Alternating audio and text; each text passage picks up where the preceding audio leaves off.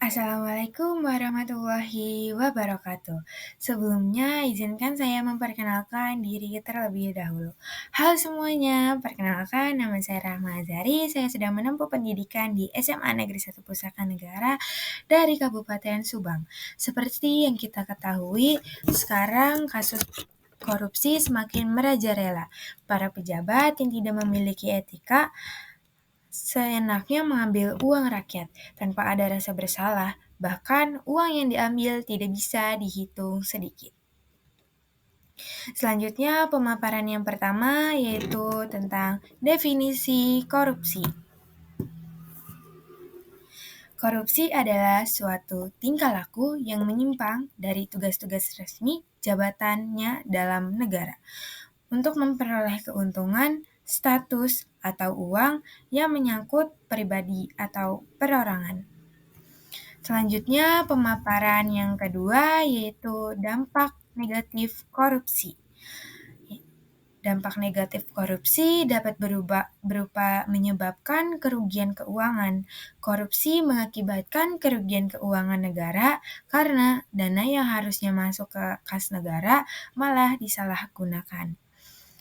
Selanjutnya ada menyebabkan ketidakstabilan politik. Korupsi juga bisa merusak tata kelola pemerintahan dan menciptakan ketidakstabilan politik. Hal ini juga dapat mengganggu perdamaian dan keamanan suatu negara. Selanjutnya, ketidakadilan sosial. Korupsi cenderung merugikan masyarakat yang rentan dan memperkuat kejenjangan sosial. Yang miskin semakin miskin dan yang kaya semakin kaya. Yang ketiga, pemaparan yang ketiga yaitu nilai-nilai anti korupsi. Yang pertama yaitu jujur. Jujur merupakan sebuah tingkah laku maupun ucapan yang lurus, tidak berbohong dan tidak curang. Jujur merupakan salah satu nilai yang paling utama dalam anti korupsi. Yang kedua yaitu kedisiplinan. Disiplin ialah manfaat atau kepatuhan kepada peraturan. Manfaat dari disiplin ialah seseorang dapat mencapai tujuan dengan waktu yang lebih efisien.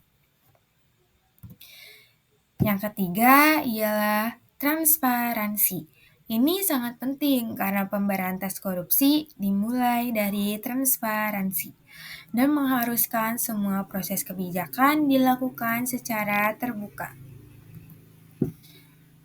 Pemaparan yang keempat yaitu menerapkan nilai-nilai anti korupsi dalam kehidupan sehari-hari, yaitu tanggung jawab.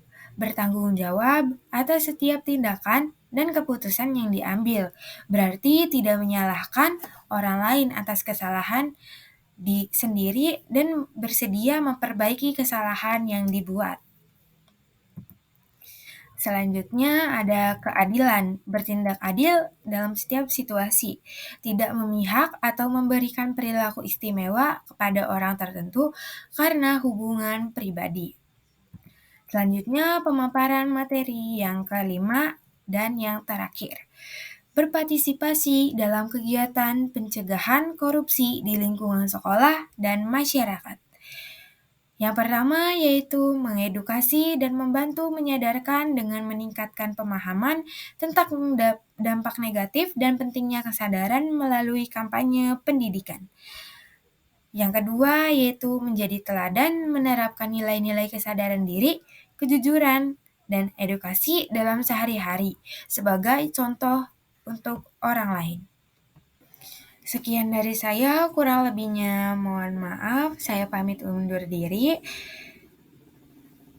Mari tanamkan sifat anti korupsi, mulai dari diri sendiri, lalu orang lain, menuju Indonesia anti korupsi.